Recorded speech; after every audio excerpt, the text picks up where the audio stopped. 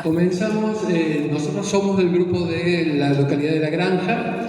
Hemos tomado una parte, una porción de lo que hemos designado en el municipio como Reserva Natural Urbana, que abarca unos aproximadamente 2.000 metros, que es desde el balneario de La Toma, en La Granja, hasta el tercer vado, que está delimitando en la calle Laurel. Esa zona se ha intervenido a través de los guardaparques y la Dirección de Ambiente de La Granja en algún momento, y se hicieron ciertos senderos que tienen un uso frecuente por parte de los habitantes.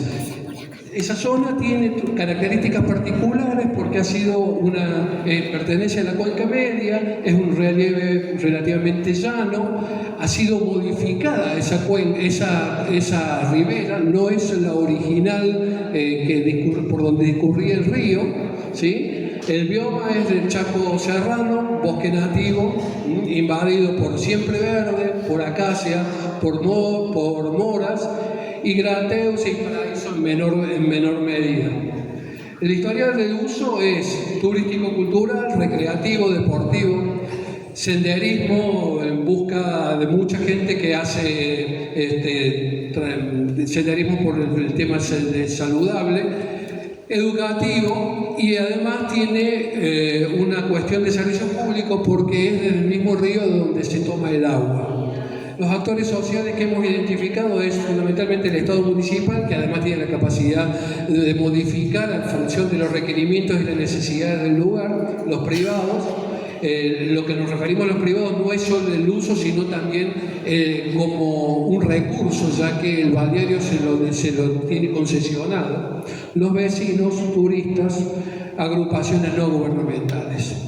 Los elementos culturales tenemos identificados como tangibles e intangibles. En el caso de los tangibles, morteros, las festividades, los encuentros culturales, y las intangibles, el río, la flor, los elementos biológicos, el río, la flora, el subsuelo.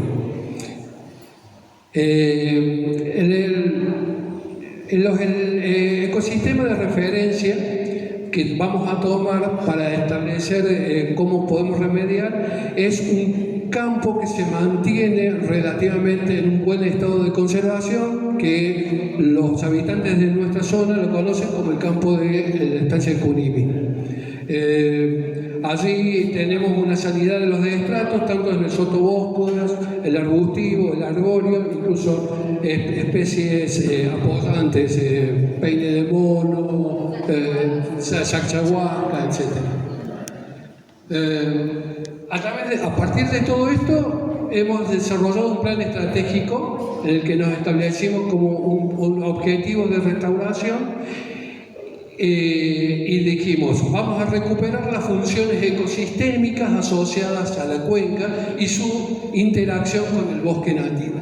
Ese sería nuestro objetivo central. Y ahí vamos con las acciones que voy a dejar a mi compañero.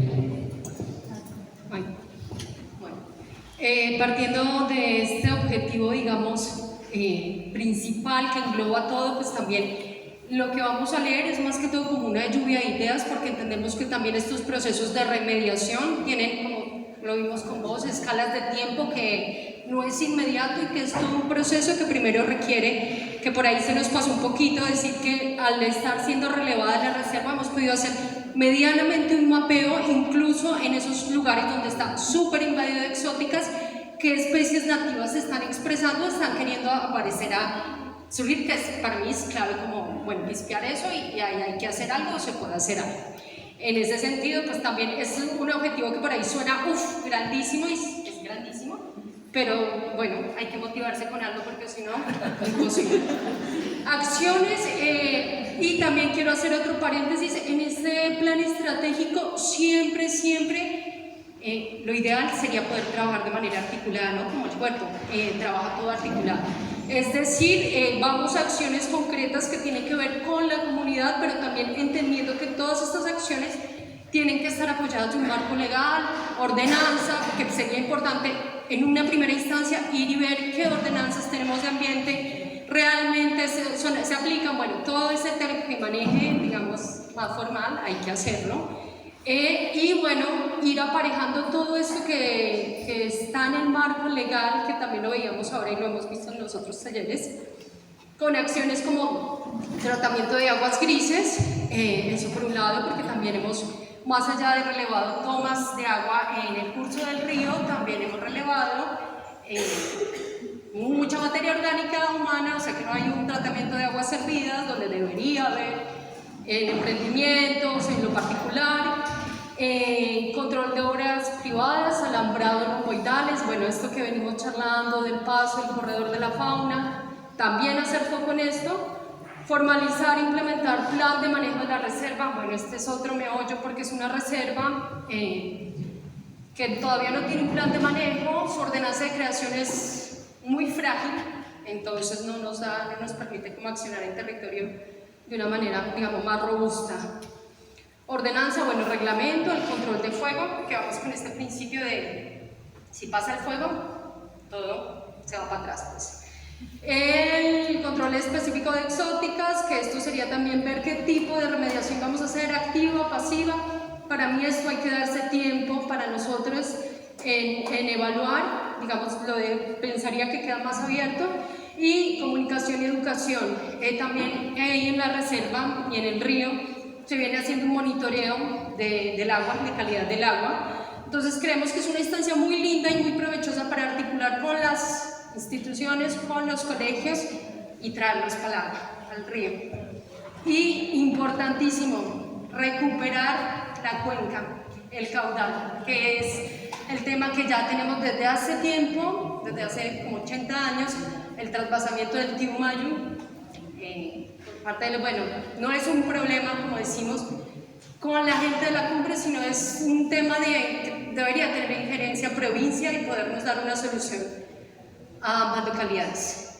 No sé si se me escapa algo más. No, destacar esto, la red de trabajo, porque lo que se menciona son centros de salud, organizaciones, viveros, profesionales, inmobiliarias, turismo, privado. Son algunos de los actores que creemos que pueden incidir en la toma de decisión de esto, pero fundamentalmente lo que resume esto es la necesidad de la participación ciudadana como un método de apropiarse del plan. Si no se apropia desde el lado de la comunidad, que me parece que es la característica más virtuosa de la participación ciudadana, no se defiende. Entonces, bueno, eso es. Espectacular. Muchas gracias.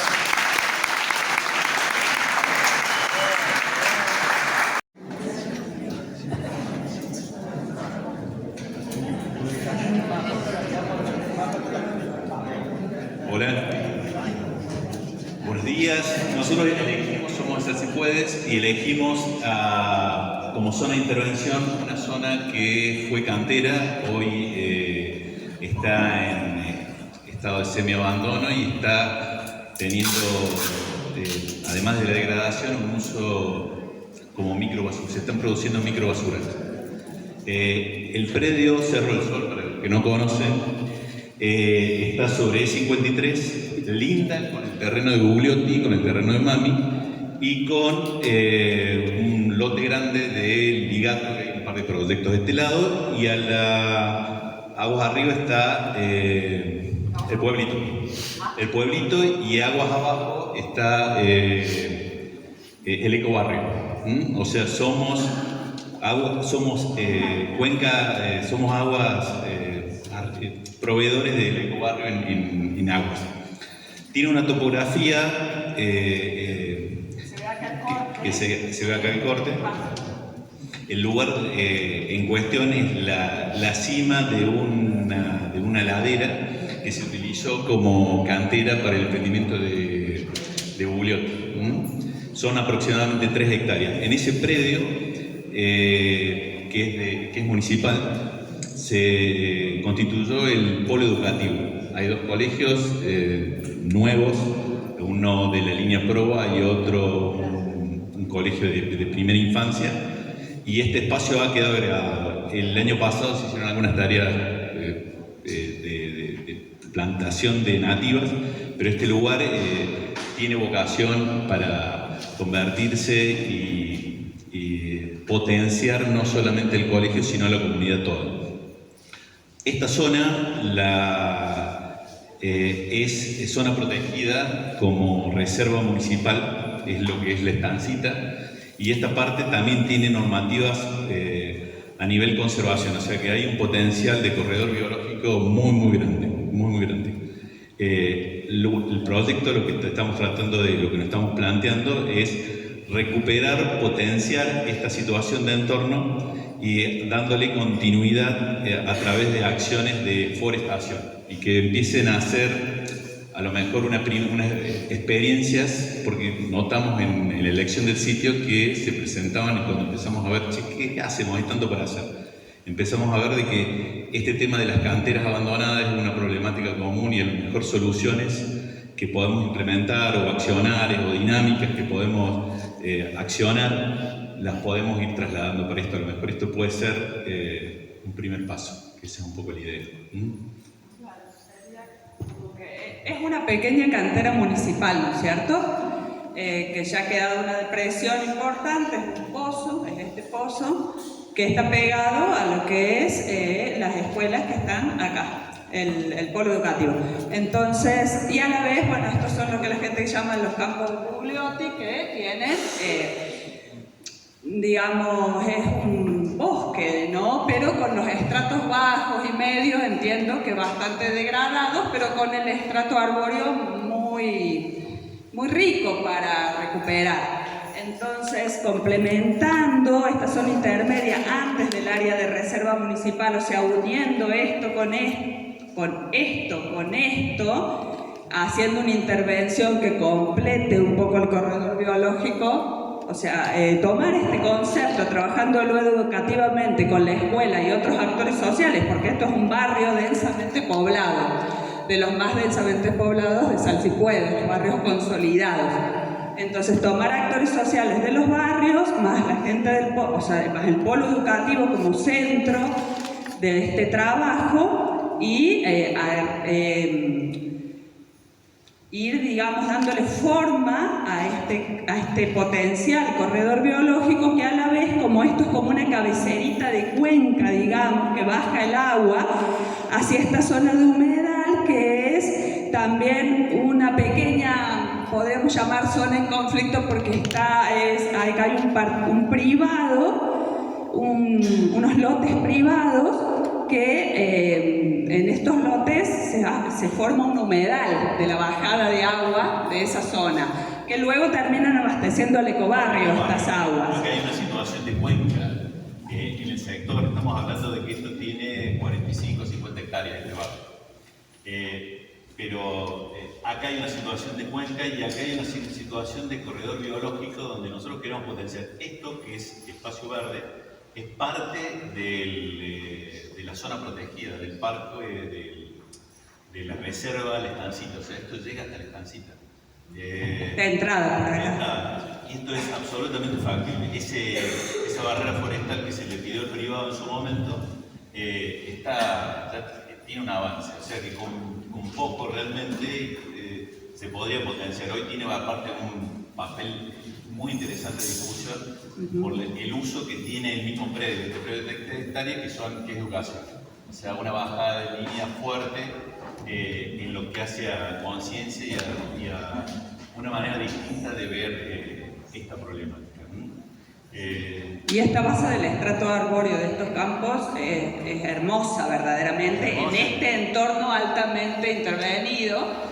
Es muy llamativo contar con esto. Tenemos una discusión y esta entrada a la reserva, claro. Y este humedal acá. Los relevamientos forestales de esta parte hablan de un bosque nativo en muy buen estado de salud. Estamos hablando de no hay exóticas prácticamente de este lado. No hay pasión.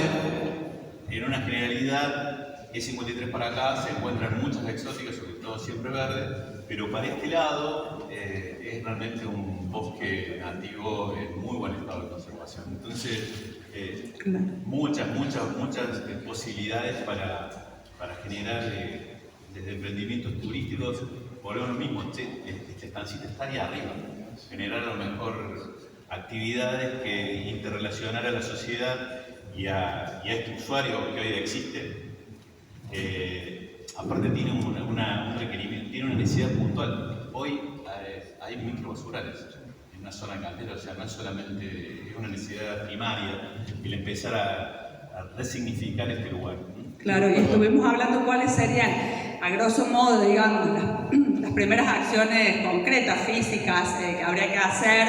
Bueno, nuestro ingeniero ahí decía que un mínimo movimiento del suelo como para que podamos entrar a plantar y podamos retener las especies que se plantan, o sea que hay que agregar un poco de arena, hacer un poco de movimiento del suelo primero sacar la basura. Luego podemos empezar a forestar imitando, porque es muy irregular, entonces querríamos como imitar lo que haría, o como avanzar, copiar lo que haría la naturaleza en mucho tiempo. Colonizando de a poco. Claro, colonizando y con las especies, que como habíamos dicho que se llamaban, las primarias, las pioneras, claro, que son todas las colonizadoras. Y acá, en lo que es la otra avenida, también complementar el corredor biológico haciendo la situación de Cuenca, potenciarla con esto. O sea, en muy poco espacio encontramos un sector de la ciudad que es urbanizado, donde entendemos que nosotros somos los invasores, empezar a generar una convivencia más armónica en todos los sentidos. Sobre 2 puntos y 2 conceptos, que sería corredor biológico, que no está muy entronizado en el vocabulario ambiental de los ciudadanos ni de la comunidad educativa, entonces empezar a meterlo porque tiene un gran potencial para estos sitios habitados, que no es que no se pueda hacer nada ahí, se puede restaurar con este concepto de corredor biológico, entonces trabajar con esto y trabajar con lo que es el manejo de residuos, recuperación de sitios degradados con la basura, que también es otra problemática muy puntual. Bueno, eso. Perfecto. Gracias.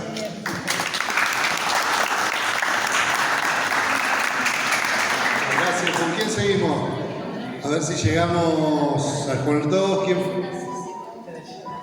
Vamos. Para trabajar un sector que está dentro, digamos, de lo que es en Cerro Azul. Tenemos un sitio arqueológico, hay una zona, elegimos, digamos, 2 sectores que recurrentemente han sido incendiadas intencionalmente. Una parte de ese sector está dentro de lo que es el sitio arqueológico y otra está, digamos, como cruzando la calle al frente. Es en la zona de arriba, digamos, del camino que une Cerro Azul con Candonga y el Manzano. Y elegimos esa zona, es esta parte hacia abajo. Esa zona es, digamos, prácticamente hay una, sobre todo, que es como un monte nativo virgen, porque no tiene no hay construcciones sobre ese lugar.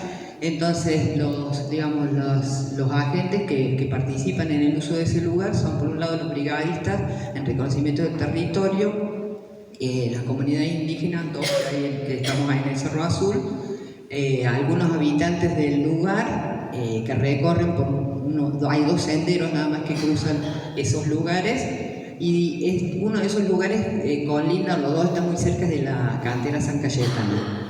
El lugar lo que suele sufrir entonces es casi todos los años incendios intencionales y además por ahí la depredación de la gente que va a buscar mantillo, y por lo general después de los incendios también se produce gente que va a buscar leña o que corta árboles que aparentemente están muertos pero que no se han muerto, digamos.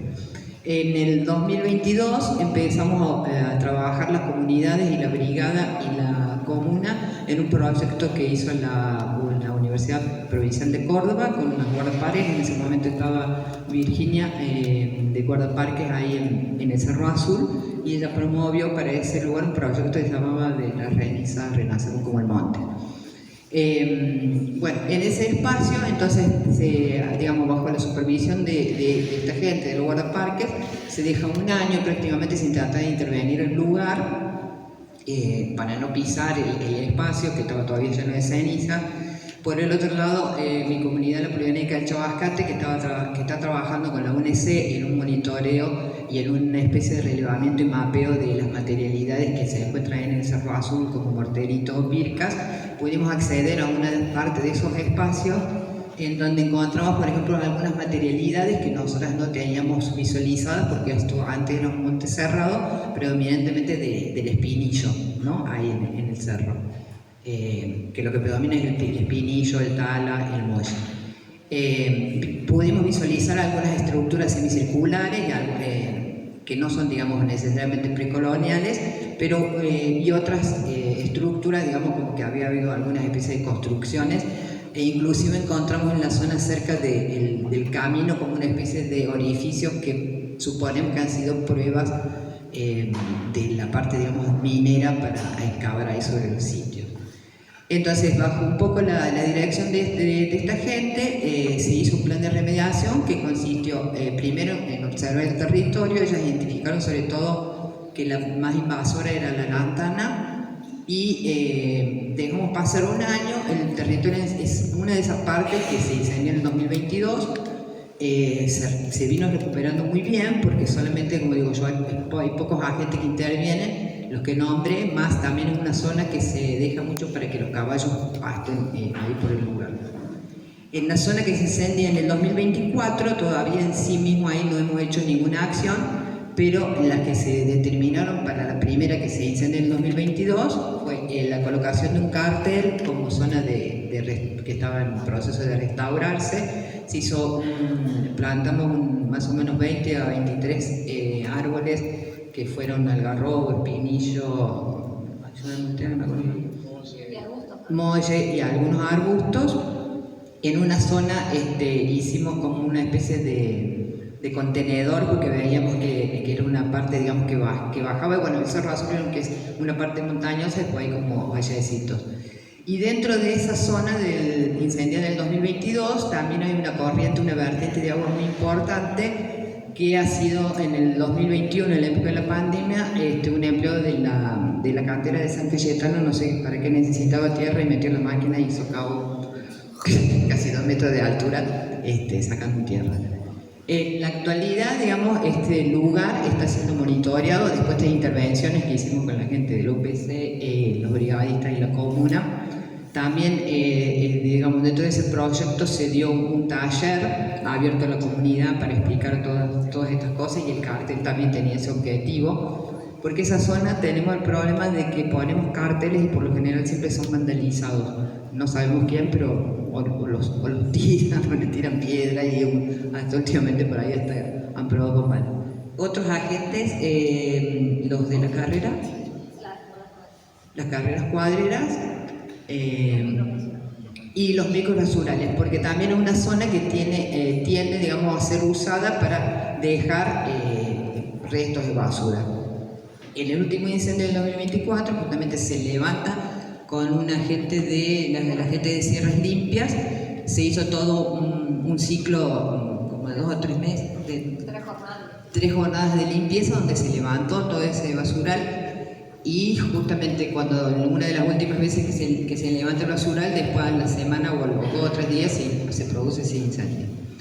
Lo que hicimos en ese momento, en esa zona, digamos, que se trabajó la primera de incendio en el 2022, también en la última jornada levantamos basura. Y actualmente, digamos, la zona está como monitoreada para ver cómo sigue, sobre todo para impedir la cuestión de que se generen nuevos basurales. El proyecto está en hacer la de la vertiente que me decías, un monitoreo de esa vertiente. Y bueno, y lo que se colocó ahí arriba fue una cisterna con agua para ayudar a la gente de la brigada cuando tiene que ir a apagar los incendios. Y también hicimos como una especie de abertura mínima para que puedan, si es que el incendio se puede hacer en una parte, digamos, más interna del territorio. El otro actor dentro de esa zona son el privado, que hay un señor que tiene una gran cantidad de lotes ahí, pero que bueno, por ahora no los interviene, digamos. Sí, ya los maté, ya no. ¿Qué superficie tiene el Esa zona que se ha quemado, más o menos 2 o 3 hectáreas han sido. La que quieren, la que plantean restaurar. ¿Cómo? No, la parte del sitio, que fue la que ya está restaurada, más o menos 3 hectáreas, es la donde hemos intervenido. Está en proceso de restauración. Claro, en realidad es como que nosotros ya arrancamos el proceso de restauración en el año 2024, estaba contando Nereida, con la Universidad Provincial de Córdoba, la Brigada de la Comuna, y también, digamos, toda esa parte, nosotros estamos ya haciendo el mapa de zonificación del cerro, entonces toda esa parte está haciendo, o sea, si ustedes ven, el sitio es todo esto, que es casi todo monte nativo, como decía Nelia, no tiene, sobre la vertiente es donde se ha diagnosticado, digamos, que hay mayor presencia de exóticas, que son las lantanas principalmente, pero no hay mucho siempreverde ni muchas otras exóticas. Hay solo este pedacito que está urbanizado y todo esto no, entonces la parte de la zonificación, digamos, que sería otra parte de la conservación, digamos, esto es zona de máxima conservación por ley de bosques y además por resolución comunal es sitio arqueológico, entonces como que se mantiene. Y sobre la zona que está urbanizada, que también es parte del sitio, se está, digamos, dentro de la zonificación, eso va a ser parte de toda la costa del río, porque ahí pasa el río, lo que se va a intentar hacer es una restauración, un saneamiento, digamos, sobre todo lo que es aguas residuales de los domicilios para trabajar en eso, un saneamiento más a largo plazo, obviamente, porque son casas muy antiguas, digamos, que ya están, no hay gente nueva que va a venir. Sí, así para finalizar, por un lado la cuestión del sitio arqueológico, que digamos, eso lo determinó la Agencia de Cultura, son 76 hectáreas.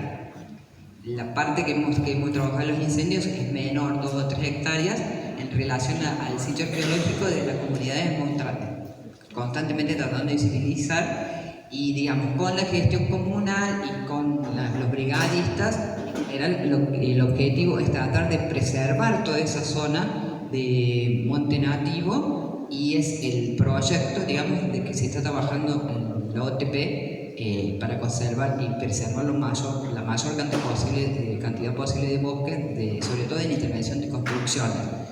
Estamos tratando de evitar, por ejemplo, las construcciones y en el 2022, que ya lo conté, se firmó esa resolución para la parte del sitio arqueológico en donde se establecen una serie de pasos, entre ellos un estudio de impacto ambiental y un estudio de impacto arqueológico para la gente, porque como está sobre lotes privados, y sobre todo, bueno, comunicar esto, insistir para las personas que si van a comprar lotes, sepan que hay una serie de restricciones en ese espacio. Parte de la cartelería que se ha hecho en estos últimos años, de decir, bueno, el sitio es zona roja, y lo otro, digamos, que esta vertiente que atraviesa el sitio es una de las dos vertientes que Recursos Hídricos tiene, digamos, marcadas en sus mapas dentro de Cerro Azul. Entonces, como nosotros hicimos con el grupo Preservamos el monitoreo del río con Agua de Oro, la cooperativa, la idea es extenderlo sobre las vertientes, porque bueno, acá está la cantera de Manzano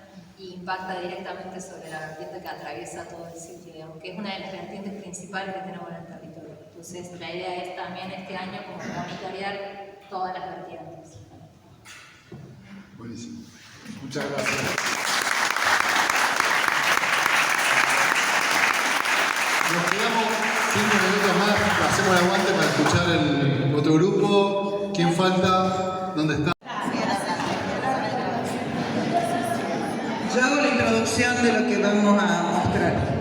Nosotros en Agua de Oro estamos haciendo un proceso de ordenamiento territorial participativo y el año pasado uno de los talleres, que es una de las capas de los mapas, fue determinar sitios arqueológicos, o sea, el valor arqueológico relacionado, digamos, con el OTP. Y para ese taller convocamos al Museo de Antropología porque se dio una particularidad en Agua de Oro, que es que los que han ido desde Agua de Oro para Cerro Azul, que era la compañera que estaba recién, habrán visto que hay una gran pileta municipal que ahora está vacía, que no se usa como pileta, y la historia es que cuando se excavó para hacer esa pileta se encontraron restos óseos.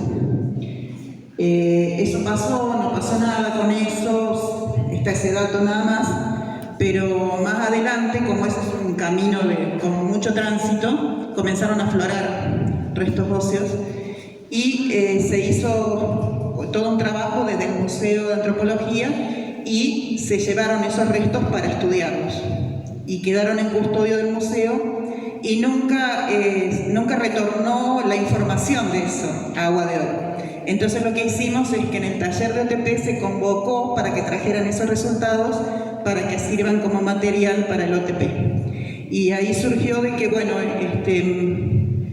en provincia está determinado como un punto arqueológico que se llama Paso de las Vacas, que en realidad históricamente es un punto reconocido de Agua de Oro arqueológico e histórico.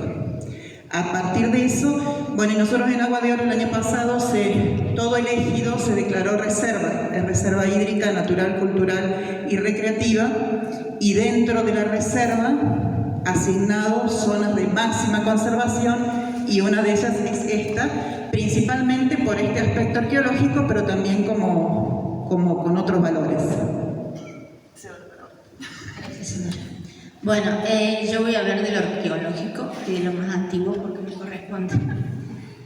Toda esta parte, frente de la pileta, donde fueron encontrados los restos, donde estuve presenciando los últimos restos que se encontraron, tienen 350 años. Está la pileta, se cruza el río, se sigue y se llega a la iglesia de San Vicente. Todo esto está considerado cementerio indígena. Bueno, yo soy de acá de Manzano.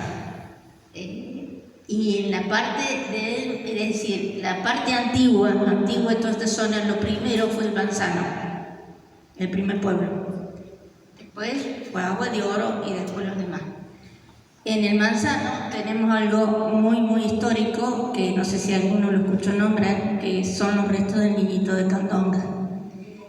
Los restos del niñito de Candonga son los restos de un niño que, por los estudios hechos, tienen más de 4.000 años. Bueno, 10.000 según la última. O sea que todo esto, Manzano, Cerro Azul y Agua de Oro, es toda zona arqueológica. Yo, como descendiente del pueblo indígena, pueblo Comechingón, tengo mis raíces acá también, y bueno, soy una de las custodias actualmente reconocida por la provincia de esta zona. Todo esto, la idea que tenemos, mi familia, es hacerlo poner todo en valor histórico como corresponde y que sea cuidado para las próximas generaciones que vengan y que sepan que realmente acá esta fue zona Comechingo.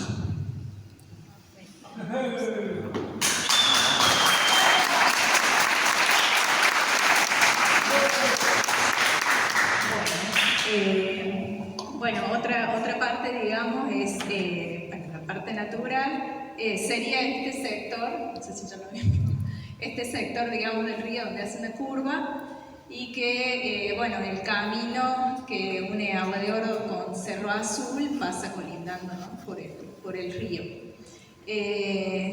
Bueno, la zona, además de lo arqueológico, digamos, tiene un valor ecológico por la conectividad, bueno, que significa el propio río, ¿no?, que va pasando por cada localidad, y además por la cercanía a la Reserva Natural Urbana de las 22 hectáreas, que también llega hasta el borde del río.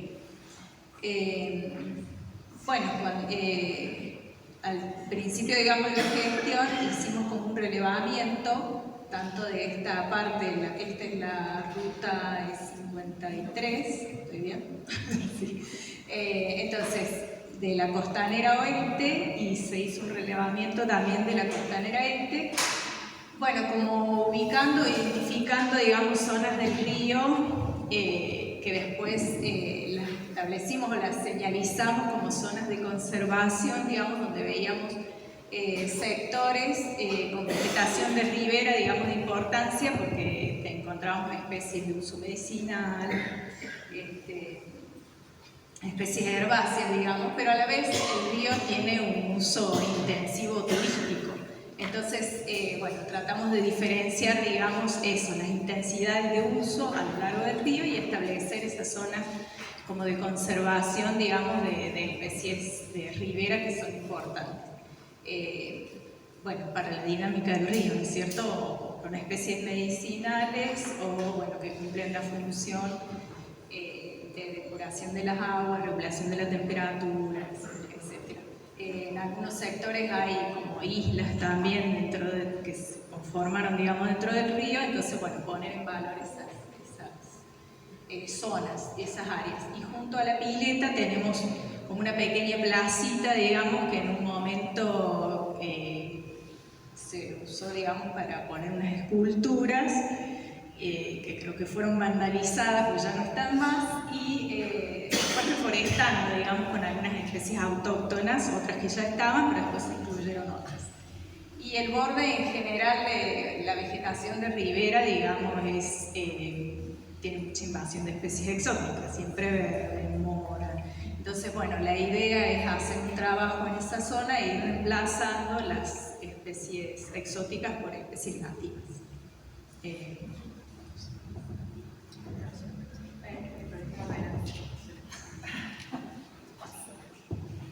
Bueno,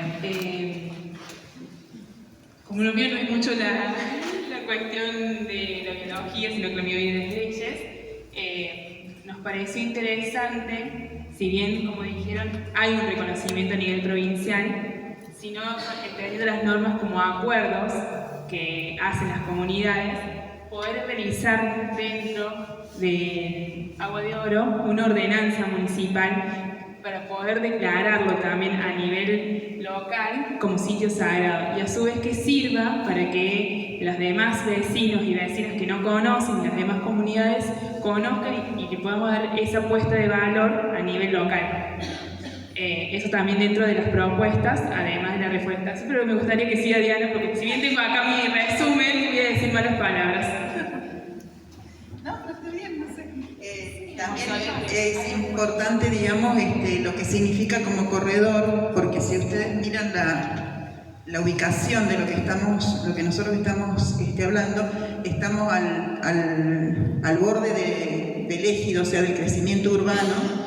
Es un lugar de mucho tránsito, es un lugar con mucha presión turística, entonces si no se hace una protección del lugar, digamos, vamos en desmejora, ¿no? O sea, es un lugar donde, digamos, tenemos que parar el avance tanto de la zona urbana como y regular el uso turístico, digamos, que es lo que nosotros encontramos en separar, que haya zonas que sirven a la sanidad del río, que sirven como restauración, y zonas que son de recreación turística para estacionar, para todo lo otro, ¿no? O sea, ese juego que tenemos que hacer ahí. Sí, no sé.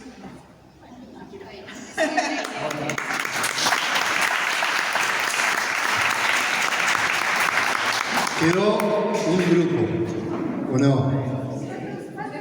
Falta un grupo. Sí, mientras espera, que suba el otro grupo, que falta si nos cerramos o no están, salieron. Bueno, si no les ponemos la clase que viene, nos tomamos 5 minutos.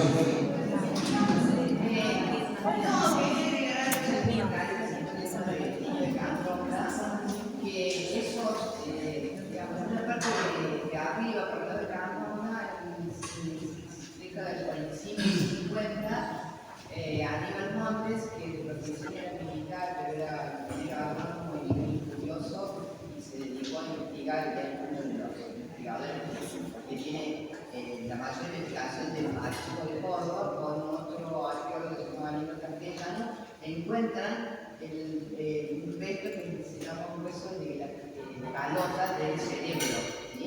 Que estaba asociado a fauna, digamos, extinta, y lo llevan. Es uno de los más antiguos, tiene entre 10.000 y 12.000 años, la generación de Pedro Cabral es uno de los más antiguos de la Argentina. Estaba en una zona que era de canteras, y que ya no existe más porque lo volaron. Creo que ese resto está en un museo en Rosario. Y con relación a lo que cuentan ellas de la pileta, a fines de los 90 sí aparecieron, esto sí es un rescate arqueológico con estudios y que sí se lo llevó al Museo de Antropología. Y en el 2023, un vecino de la zona que también es muy respetuoso y está en la cuestión de indígena, nos cuenta la comunidad nuestra y que ahí la participó Margarita, de que había visto sobre la misma calle de la pileta algo que parecía hueso. Convocamos, digamos, bueno, eso cuando aparece una notificación de denuncia, después viene un arqueólogo forense y por lo general lo suelen extraer. Ese fue en el 2023 y el año pasado volvieron a aparecer otros, pero ahí ya la Municipalidad de Godón decidió no sacarlo. Desde que participamos en Margarita en el 2023, estaba muy compactado, lo tuvieron que llevar a lo que se llama una especie de pan, porque tampoco estaba el cuerpo completo, sino que solamente un pedazo, y se lo llevaron como una especie. Interesantísimo, la verdad que está para quedarse. Nati, no sé si vos querés hacer un cierre. No, bien. No sé cómo, si esto lo van a pasar, a trabajar. Sí, después vamos a hacer un resumen de lo que se hizo de los papelógrafos y nos encontramos el viernes que viene en Agua de Oro. Ahora vamos a pasar toda la información. Gracias a todos por la paciencia.